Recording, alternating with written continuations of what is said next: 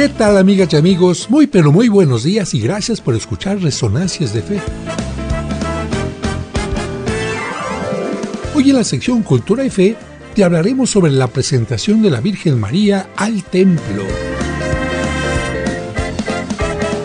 En nuestra sección infantil, el cuento El fin del mundo. El pequeño Alejandro llegó a su casa muy asustado. Al verlo, su abuelita Aurora le preguntó la causa de su miedo. ¿Por qué estás temblando? ¿Qué te pasó? Estaba en la casa de mi amigo Paco cuando tocaron a la puerta. Esa narración nos permitirá comprender mejor el Evangelio de hoy. Estén listos porque no saben cuándo. Y en el santoral te diremos quién es la patrona de los músicos y dónde se conservan sus reliquias. Además, tendremos nuestra sección Pregúntale al Padre José. Todo esto aquí en Resonancias de Fe, con el Padre José de Jesús Aguilar Valdés, la voz amable de la radio.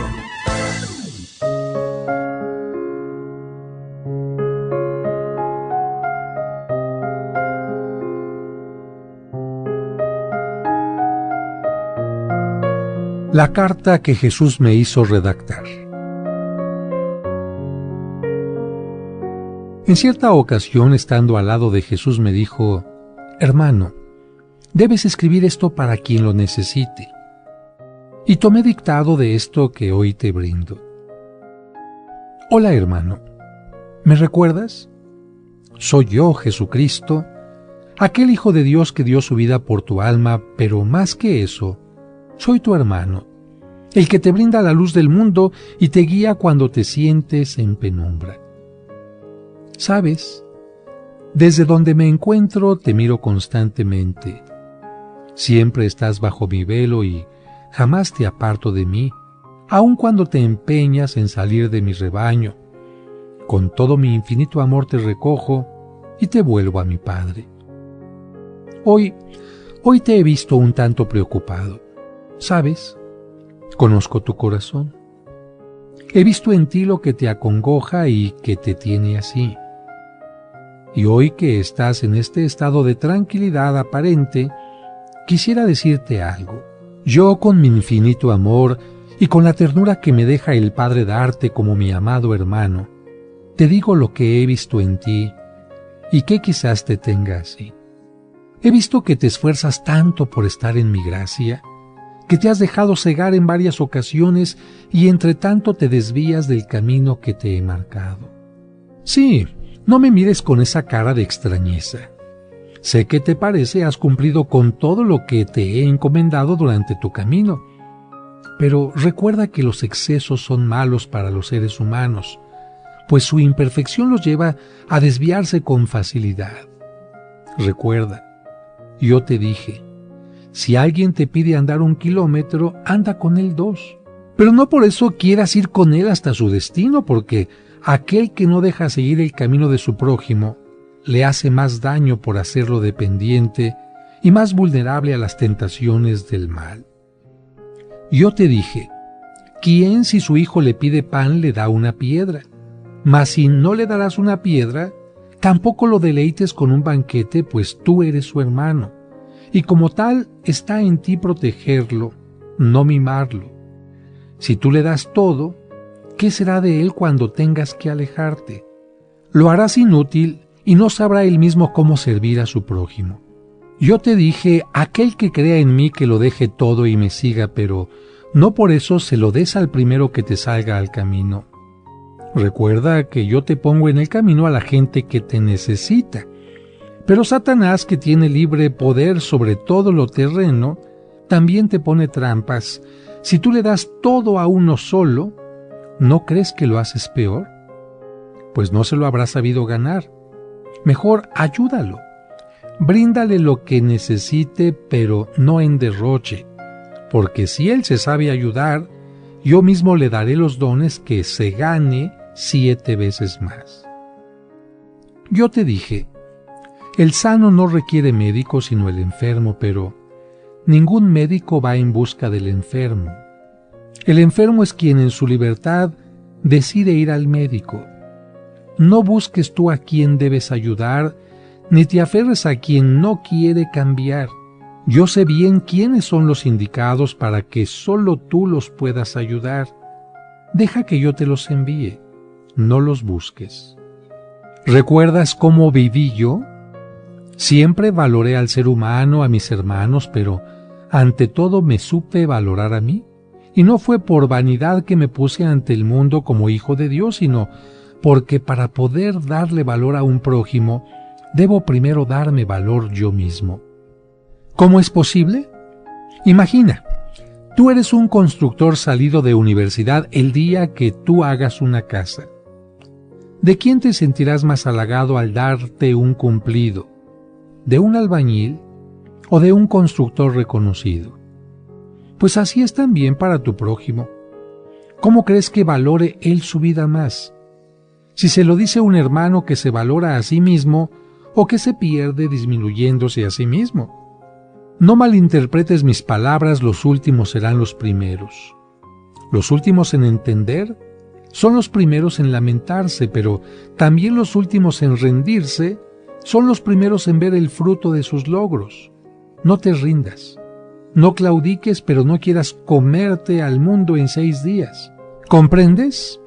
Importante sobre todo en este enunciado, los últimos en los que piensas normalmente son los primeros en quienes debes de pensar. Dime, en tu afán por ayudar, ¿quiénes son los últimos en quienes piensas ayudar? Correcto, tu familia. Te afanas tanto en salvar al mundo que olvidas que tu mundo comenzó por tu familia. No olvides el mayor ejemplo que te di. Dediqué 30 años de mi vida a mi familia y solo 3 años a salvar al mundo. No es casualidad. Todo lo que viví fue enseñanza. Está en ti aprender. No quieras ver, sino más bien dedícate a observar. Esa es la respuesta. Hermano mío, mi corazón está contigo y estaré todos los días de tu vida a tu lado. No creas que me olvido de ti, y sé que lo que haces lo haces pensando siempre que es en mi nombre. Pero recuerda que lo primordial, la primordial enseñanza que te pude dejar fue: yo estoy contigo. Mi corazón, mi conciencia, mi espíritu está en ti. Busca la respuesta en tu corazón. Ábrete a las soluciones que te dejo en el mundo. Mi voz está en el aire, mis ejemplos en la naturaleza, mi consuelo en la brisa y en las nubes que te brindan cobijo del sol que te quema. No estás solo. Yo te hablo cada día de tu vida. Está solo en ti querer escuchar.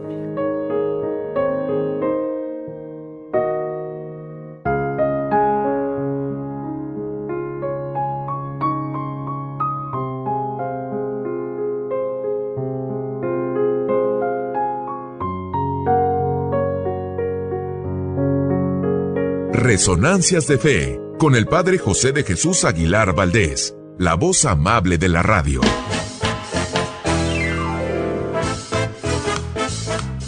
Muchas gracias por escucharnos y por ser parte importante de este programa que hacemos para ti con mucho cariño.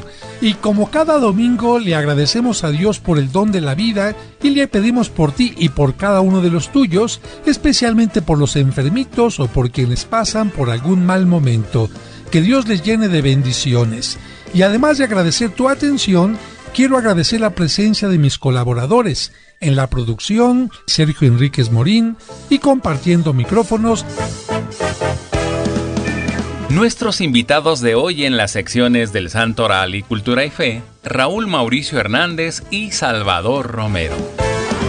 Amigas, amigos, qué gusto estar en contacto con ustedes a través de este programa. Si están desayunando, buen provecho. Si están todavía acostaditos, gocen un poquito más la cama, porque seguramente durante la semana se tienen que levantar temprano a llevar a los niños a la escuela o a todas las actividades de la semana. Si van de camino, que tengan buen camino hacia donde van a visitar algún familiar, de compras. Si van a la Santa Misa, también Y especialmente un saludo a todos los traileros, a los transportistas de México y de Estados Unidos que escuchan este programa trabajando, haciendo un servicio, porque a la misa van un poco después. Me da mucho gusto estar en contacto con ustedes en este domingo 17 de noviembre. Para aquellos que viven en México, pues ojalá que el día 20 de noviembre tengan también una fiesta sabrosa. Es un día en que también se vuelve a comer pozole, tostadas, pambazos, etc. Y bueno, recordando que ese día México celebra la revolución, es decir, una transformación que llevó a nuestro país a una situación mejor. Y es que cuando uno se da cuenta que las cosas están mal, no hay que quedarse con esa situación, hay que cambiarla, no solamente en el pasado, sino también en el presente. Si usted ve que algo está mal en su escuela, en su casa, con su pareja o con el país, diga, esto no me gusta, no vamos por buen camino y hay que cambiarlo. Recuerde que las cosas no cambian solas, uno tiene que ser el autor, el protagonista de la historia. Como siempre tendremos el cuento para todos los niños y les recuerdo que estos cuentos forman parte de un libro que tiene todos los cuentos de todos los domingos y que se llama Cuentos para entender el Evangelio y que es un muy buen regalo para cualquier tiempo, especialmente para Navidad, especialmente para el día de la primera comunión o cuando los niños están en el catecismo. Puede preguntar en mi parroquia sobre él y le diré los teléfonos al final del programa. Pero por ahora vamos a un corte y al regreso el cuento.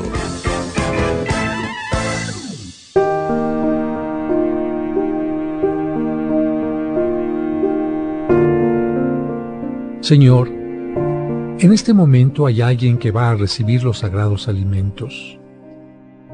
Ayúdale a sentirse bendecido porque tiene pan en su mesa y salud para poderlo digerir. Ayúdale a agradecer a las manos que se lo prepararon y se lo ofrecen. A dar gracias por quienes le acompañan en su mesa y orar por quienes no tienen el alimento necesario. Amén.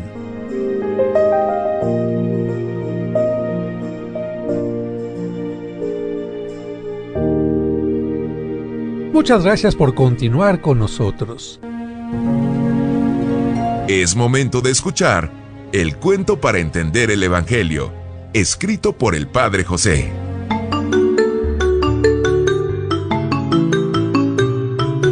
El fin del mundo.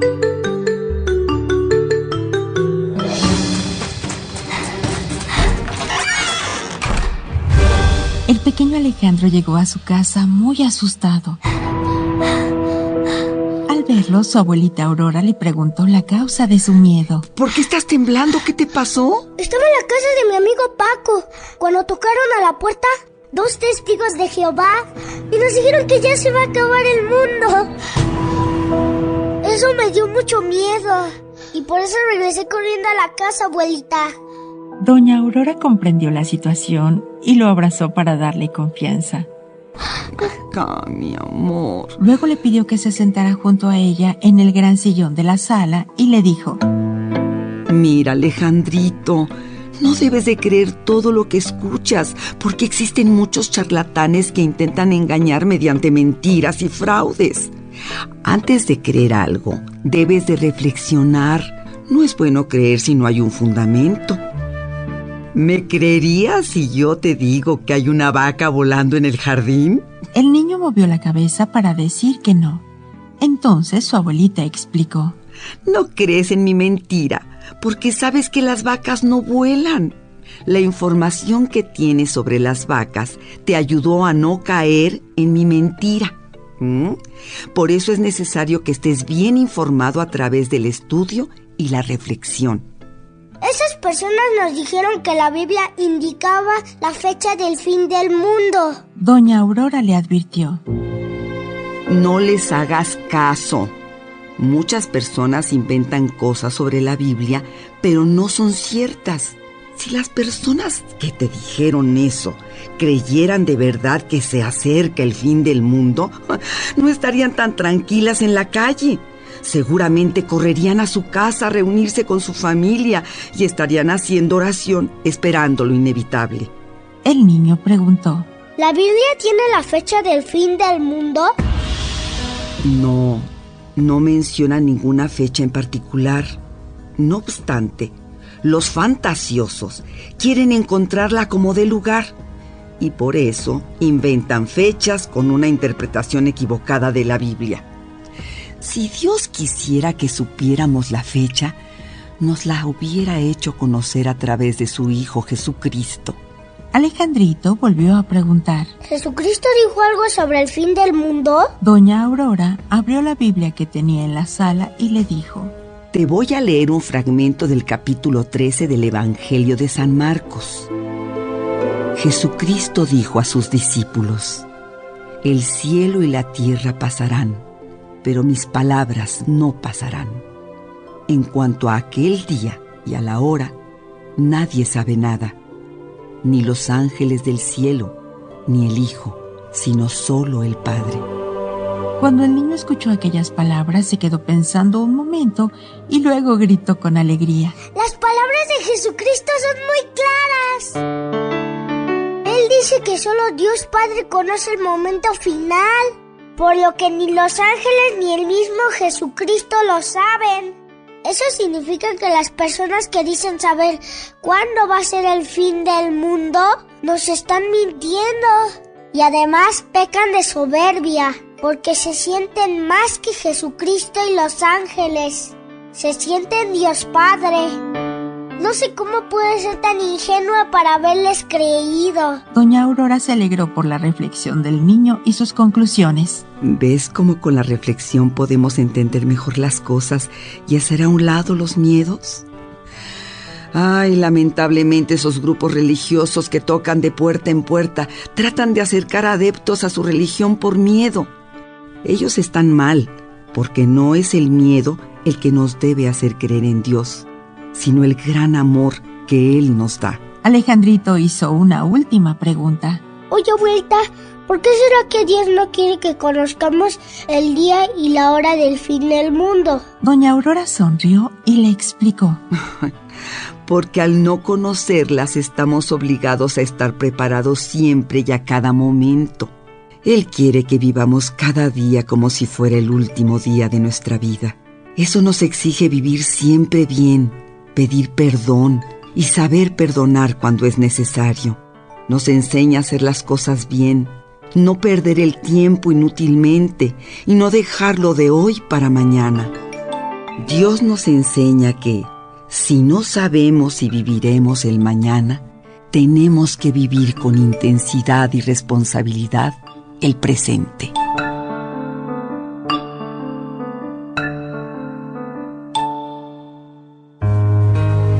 Este es un cuento escrito por el padre José de Jesús Aguilar Valdés y podrás encontrarlo en el libro Cuentos para entender el Evangelio. Escuchemos ahora en Resonancias el Evangelio de hoy. Evangelio de San Marcos, capítulo 13, versículos del 24 al 32. En aquel tiempo, Jesús dijo a sus discípulos: Cuando lleguen aquellos días después de la gran tribulación, la luz del sol se apagará, no brillará la luna, caerán del cielo las estrellas y el universo entero se conmoverá. Entonces verán venir al Hijo del Hombre sobre las nubes con gran poder y majestad. Y Él enviará a sus ángeles a congregar a sus elegidos desde los 4 puntos cardinales y desde lo más profundo de la tierra a lo más alto del cielo. Entiendan esto con el ejemplo de la higuera. Cuando las ramas se ponen tiernas y brotan las hojas, ustedes saben que el verano está cerca. Así también, cuando vean ustedes que suceden estas cosas, sepan que el fin ya está cerca, ya está a la puerta. En verdad que no pasará esta generación sin que todo esto se cumpla. Podrán dejar de existir el cielo y la tierra, pero mis palabras no dejarán de cumplirse. Nadie conoce el día ni la hora, ni los ángeles del cielo, ni el Hijo, solamente el Padre. Queridas hermanas y hermanos, todos sabemos que la Biblia fue escrita a lo largo de cientos de años y por lo tanto su contenido refleja distintos momentos históricos. También sabemos que la Biblia es un conjunto de libros con distintos géneros literarios. Por ejemplo, tiene partes donde se nos habla mediante parábolas o poesía. Uno de los géneros literarios que se utiliza en ella es el género apocalíptico. El mensaje del Evangelio de hoy, así como la lectura de el profeta Daniel, están encuadrados en este tipo de género que utiliza un lenguaje especial para describir las grandes intervenciones de Dios. Pero su finalidad no es hablar de momentos difíciles o de destrucción, sino más bien de que por encima de cualquier evento o circunstancia, Dios triunfará. Así lo podemos ver claramente, por ejemplo, en la primera lectura. Mientras para quienes están lejos de Dios, aquel tiempo es un tiempo de angustia, para quienes hacemos el intento de acercarnos más a Él, será un tiempo de luz. Por lo tanto, el lenguaje apocalíptico nos invita a tener esperanza, confianza y no, como algunos piensan, miedo. Estamos a punto de concluir el año litúrgico y el Evangelio de hoy nos recuerda que al final de los tiempos Jesucristo volverá con gran poder y majestad, mientras que los ángeles, instrumentos de Dios en el gobierno del mundo, congregarán a sus elegidos dispersos por toda la tierra. El triunfo definitivo de Jesucristo, llamado también en la Biblia el Hijo del Hombre, implica a su vez el triunfo de los que han sido fieles a Dios a pesar de las persecuciones o los momentos difíciles. Con la figura de la higuera que anuncia el verano, Jesús nos dice que estemos atentos a los signos de los tiempos y que podrán dejar de existir el cielo y la tierra, pero sus palabras, su amor, no dejarán de cumplirse. Cuando somos testigos de las guerras, de la miseria cada vez más aguda y creciente, del agotamiento de los recursos naturales, es común que surja una pregunta: ¿qué va a hacer de este mundo? Hoy se nos dice a todos nosotros en la palabra de Dios que el mundo no está dejado de la mano de Dios, que debemos tener fe y confianza a pesar de no comprender el porqué de tanto dolor y sufrimiento. Se nos recuerda que debemos tener esperanza a pesar de no saber cuándo volverá el Hijo del Hombre, porque el triunfo de Dios es irreversible, y cuando nos encontremos con Él al final de todos los tiempos, todo mal y todo dolor desaparecerán para siempre. Pidámosle pues hoy a Dios que nos ayude a mantenernos fieles a Él y en la esperanza del momento triunfal. Y listo el equipo para hablar de los santos y santas de la semana. Ellos son los hombres y las mujeres que han cumplido fielmente los ideales de Cristo. Escuchemos en Resonancias de Fe, el Santoral de la Semana.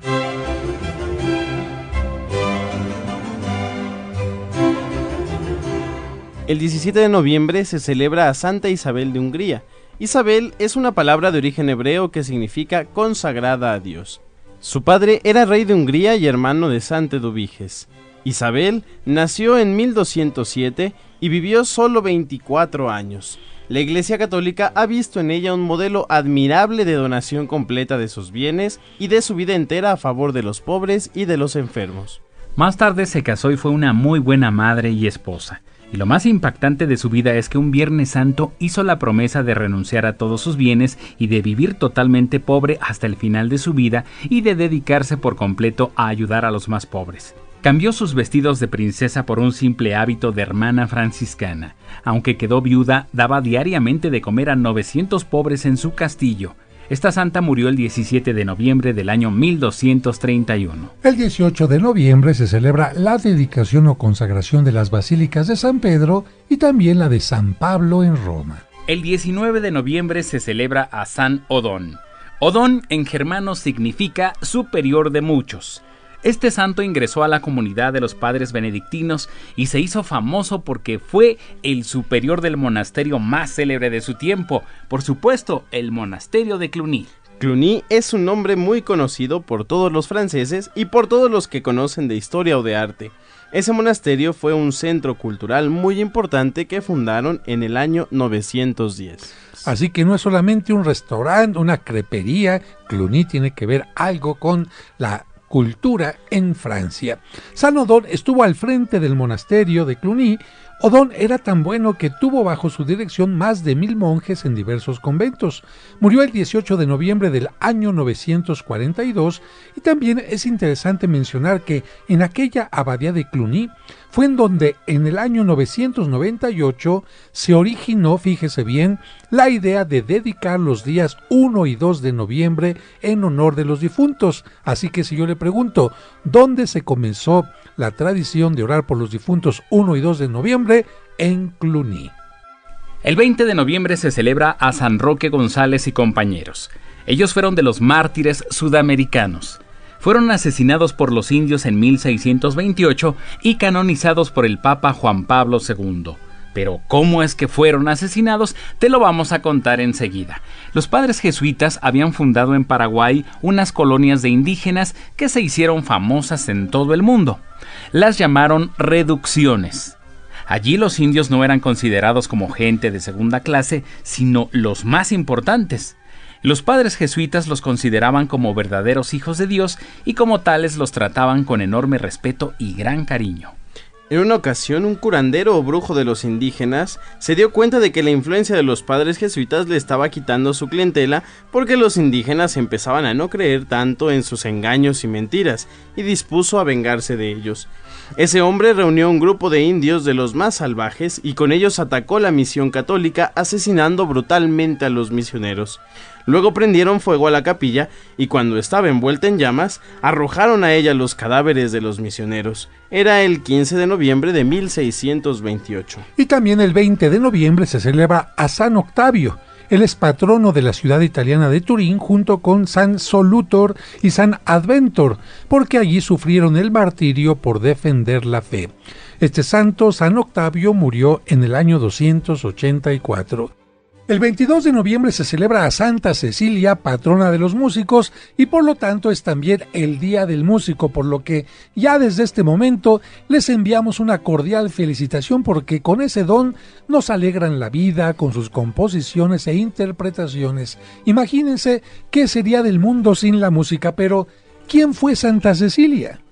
Santa Cecilia pertenecía a una de las principales familias de Roma y sin embargo acostumbraba a vestir una túnica de tela muy sencilla. Como tenía el deseo de consagrarse totalmente a Dios, decidió mantenerse soltera y consagrarle su virginidad. Sin embargo, sus padres la comprometieron en matrimonio con un joven llamado Valeriano. Ella sabía que no podía mentir y aunque sus padres ya la habían comprometido, decidió hablar con su pretendiente. Después de explicarle el amor de Dios, convenció a Valeriano para que se hiciera cristiano y juntos se consagraran a Dios. El joven se hizo instruir por el Papa Urbano y recibió de él el bautismo. Y no solo eso, sino que también el hermano de Valeriano llamado Tiburcio se hizo cristiano. Lamentablemente, amigos, en aquel tiempo, el Imperio Romano perseguía a todos los cristianos y los asesinaba brutalmente, a tal grado que el alcalde de Roma había prohibido sepultar sus cadáveres. Pero ante esta prohibición, Valeriano y Tiburcio se dedicaron a sepultar todos los cadáveres de cristianos que encontraban. Esto hizo que fueran arrestados y llevados ante el alcalde. Este quiso obligarlos a que renegaran de su fe y que adoraran al dios Júpiter, pero como ellos se negaron, fueron azotados y martirizados hasta darles muerte. Seguramente habrán sentido miedo, pero su fe los hizo mantenerse fuertes. Incluso animaban a los demás cristianos de Roma a sufrir con gusto todos los horrores con tal de no ser infieles a su fe. Después la policía arrestó a Cecilia y le exigió que renunciara a su fe católica. Ella se negó y fue llevada junto a un horno caliente. Trataron de sofocarla con los terribles gases que salían de allí, pero en vez de asfixiarse, ella cantaba gozosa. Quizás por eso la han nombrado patrona de los músicos. Como vieron que este martirio no era suficiente, la amenazaron con quitarle la vida y ella prefirió mantenerse fiel a su fe. Fue así que, con una filosa espada, le cortaron la cabeza. Y es interesante mencionar que antes de morir, Para que el imperio no se quedara con sus bienes, porque tenía esa costumbre, Cecilia había repartido todo entre los pobres y le había pedido al Papa Urbano que convirtiera su casa en un templo para orar, y así se hizo después de su martirio. Su cuerpo fue sepultado en Roma en las catacumbas de San Calixto y permaneció incorrupto. En 1599 permitieron a un famoso escultor llamado Maderno ver el cuerpo incorrupto de la santa y él hizo una estatua que se conserva en la iglesia de Santa Cecilia en Roma. La escultura la muestra acostada de lado, con el corte de la espada en el cuello y con sus manos defendiendo la fe. El 23 de noviembre se celebra a San Clemente, el tercer sucesor de San Pedro, después de Lino y Cleto, que gobernó a la iglesia desde el año 93 hasta el 101. Después de las cartas de San Pedro, él escribió el documento papal más antiguo que se conoce. Se le conoce como Carta a los Corintios. No hay que confundirla, amigos, con la que escribió San Pablo. Por ser cristiano, fue desterrado por el emperador Trajano a Crimea, al sur de la actual Rusia, y condenado a trabajos forzados, como picar piedra con otros 2000 cristianos.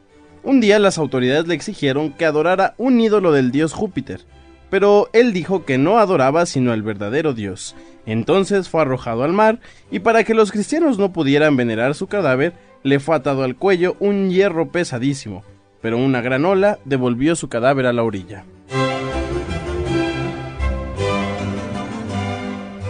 Este fue el Santoral de la Semana, aquí en Resonancias de Fe.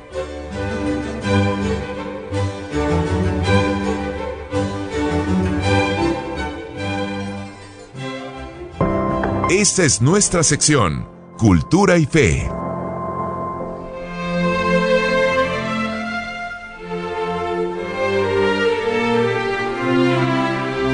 El 21 de noviembre se celebra la presentación de la Virgen María en el templo. Una tradición muy antigua cuenta que cuando la Virgen María era muy niña, sus padres, San Joaquín y Santa Ana, la llevaron al templo de Jerusalén y allá la dejaron por un tiempo junto con otro grupo de niñas y adolescentes para ser instruida muy cuidadosamente respecto a la religión y a todos los deberes para con Dios.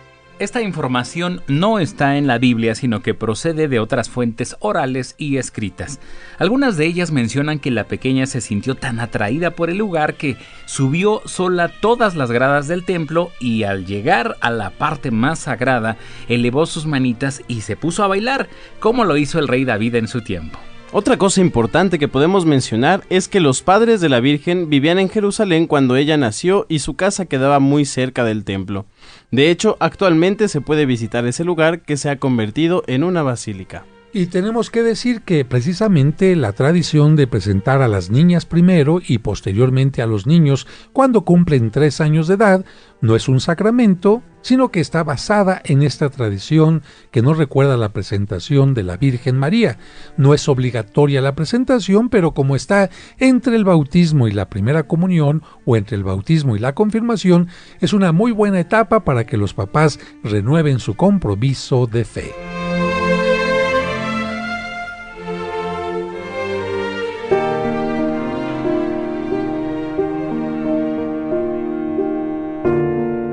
Señor, te damos gracias por esta semana que estamos iniciando.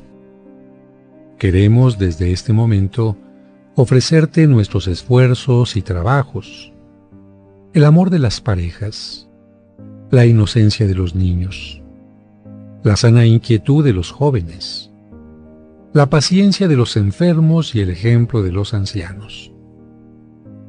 Te pedimos por quienes más necesitan de ti. Acompáñanos, fortalécenos, muéstranos el camino correcto. Danos humildad para reconocer nuestros errores y para perdonar a quienes nos ofenden. Ayúdanos a crear un mundo más justo, a defender al desamparado y a compartir los bienes con que nos bendices. Si en estos días vamos a ser probados, ayúdanos a superar la prueba. Y si tu voluntad es llevarnos a tu presencia, haz que nuestra muerte, unida a la de Cristo, sea el camino de la resurrección. Amén.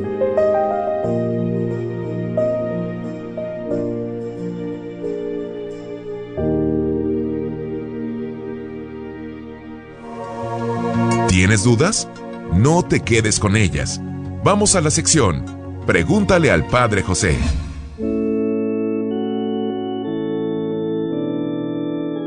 Amigas, amigos, ¿quién puede decir que sabe absolutamente responder a todo aquello que se refiere a la Biblia, a la fe, a la Sagrada Escritura, en cómo se fue formando, a la historia de la Iglesia? Yo creo que nadie. Yo creo que por esto es muy importante que cada uno de nosotros vayamos conociendo a través de cursos, de preguntas, de libros, y vayamos dándole un poco de más fundamento a nuestra fe. Es cierto que la fe va mucho más allá de cualquier proceso intelectual, pero es cierto también que nuestra fe puede estar como avalada, como sostenida también por la razón.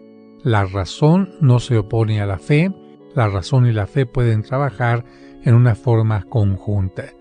Y la pregunta que voy a responder es la siguiente. Fíjense, ¿es cierto que el emperador Constantino fundó la Iglesia? Bueno, aquí tenemos que ser muy claros, de ninguna manera. Tan solo debemos recordar que el emperador Constantino vivió casi 300 años después de Cristo. ¿Cuántos? Fíjate, 300 años después de Cristo, cuando la Iglesia tenía ya una muy larga historia que comenzó con la resurrección de Jesucristo. 300 años de historia me parece que son cosa muy importante. Y además, esta Iglesia fundada por Cristo ya había trabajado en la predicación. Tanto los apóstoles como el propio Cristo habían realizado su propia predicación. Tenemos datos suficientes sobre la fundación de la Iglesia. Primero, en la intención de Jesucristo, como nos lo dice el Evangelio de San Mateo, cuando San Pedro reconoció a Jesús como el Mesías e Hijo de Dios, cuando le dijo: «Dichoso tú, Simón, hijo de Juan», o Jonás, que es lo mismo, «porque esto no lo conociste por medios humanos, sino porque te lo reveló mi Padre que está en los cielos». Y Cristo le dice: «Y yo te digo que tú eres Pedro, y sobre esta piedra voy a construir mi iglesia, y ni siquiera el poder de la muerte podrá vencerla». Fíjate, sobre esta piedra yo voy a construir mi iglesia, y ningún poder podrá destruirla. ¿Te parece que esto lo dijo Constantino? No, esto lo dice Cristo en el Evangelio de San Mateo, capítulo 16. El inicio de la Iglesia fue en Pentecostés, cuando el Espíritu Santo vino sobre los apóstoles y ellos dieron el primer testimonio de Cristo resucitado. De hecho, Pedro fue el que tuvo esta valentía. Así dice el libro de los Hechos de los Apóstoles. Te voy a leer la cita. Así pues, los que hicieron caso de su mensaje fueron bautizados, y aquel día se agregaron a los creyentes unas 3,000 personas, y eran fieles en conservar las enseñanzas de los apóstoles, en compartir lo que tenían, en reunirse para partir el pan y en la oración. Esto está tomado en el libro de los Hechos de los Apóstoles, capítulo 2, versículos 41 al 42. En cambio, a diferencia de lo que acabo de mencionarte, lo que sucedió con Constantino simplemente fue que él reconoció el cristianismo y le dio la libertad para su desarrollo. ¿Cuándo sucedió esto? Pues cuando ganó la batalla allá en el puente Milvio, un puente a las afueras de Roma, en el año 312, y en aquel momento entró como emperador a Roma, manifestando su triunfo. Precisamente al año siguiente, en el año 313, él promulgó un decreto que se conoce como el Decreto de Milán, en donde se concedía oficialmente la libertad de culto a los cristianos para difundir su fe.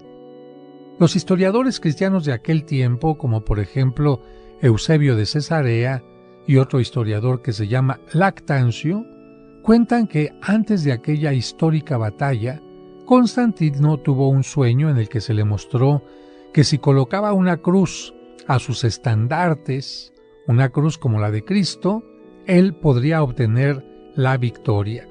Así lo hizo Constantino y venció. Con el tiempo, él mismo se mostró plenamente identificado con los cristianos y comenzó a apoyar a la Iglesia de distintas formas. ¿Cómo? Pues mira, por ejemplo, reconoció para el imperio el domingo como día oficial de descanso ya que era el principal día de la celebración de fe. También Constantino favoreció la construcción de basílicas en todas las grandes ciudades. ¿Para qué? Para que los creyentes, que en aquel tiempo ya empezaban a ser muy numerosos, pudieran reunirse con mayor comodidad.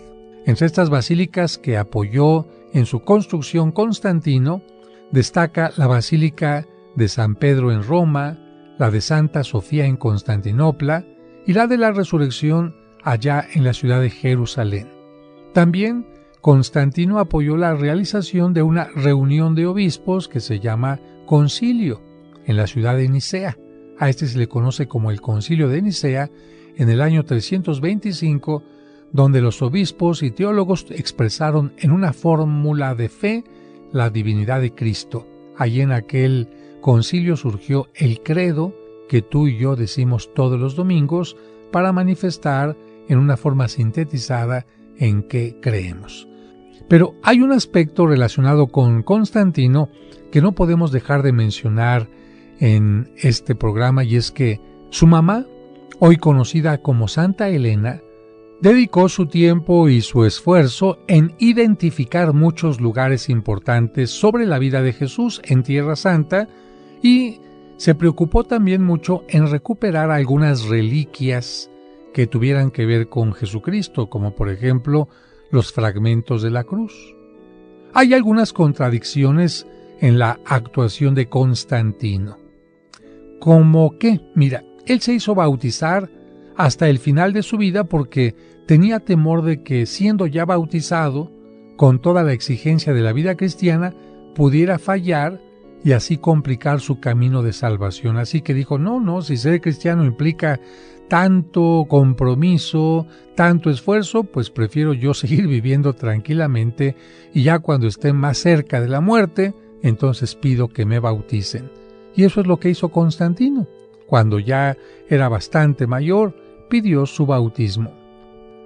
Algunas otras personas, sin tener verdaderos fundamentos históricos, se atreven a decir que Constantino fue el que inventó el credo que decimos nosotros todos los domingos. Yo te acabo de decir que él apoyó el Concilio de Nicea, es decir, él apoyó a que los obispos de toda aquella región se reunieran en reflexiones teológicas y ahí sintetizaran las enseñanzas de Cristo, sintetizaran lo que un verdadero cristiano debe creer. Pero eso es una cosa muy distinta, el apoyar a los obispos, a decir que Constantino fue el que creó el credo y obligó a los obispos a que aceptaran la divinidad de Cristo. Por otra parte, Constantino tuvo también algunos momentos bastante oscuros. Por ejemplo, hubo una época en la que él comenzó a perseguir a los sacerdotes y obispos que estaban en una sana y correcta fe, y se dedicó a apoyar a algunos grupos que tenían graves problemas de fe, que estaban cometiendo alguna herejía. Finalmente, tenemos que decir que Constantino no fue el que le da el permiso final a la Iglesia Católica, aunque él comienza este permiso para que los cristianos pudieran manifestarse libremente. Fue hasta el año 387, y esto no solamente ese año, sino que entre los años 387 y 394 fue cuando el emperador Teodosio, te repito el nombre, Teodosio, prohibió definitivamente el paganismo en Roma, es decir, dijo, señores, ahora en Roma está prohibido creer en Hércules, en Júpiter, en Diana, en todos los dioses de aquel tiempo, y declaró a la Iglesia Católica como la religión oficial del Imperio Romano. Hay quienes dicen que Constantino fue el que declaró a la Iglesia como la Iglesia oficial, pues también les falla ahí, fue el emperador Teodosio.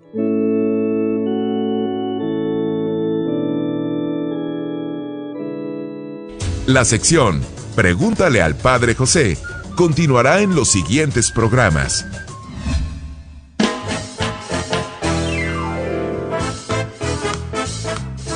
Amigas, amigos, estamos llegando ya al final del programa y para aquellos que tienen interés en adquirir el libro de cuentos para entender el Evangelio o algún otro de mis libros, les doy los teléfonos de la parroquia de San Cosme y San Damián, que les atienden desde las 9 de la mañana hasta las 7:30 de la noche de lunes a domingo.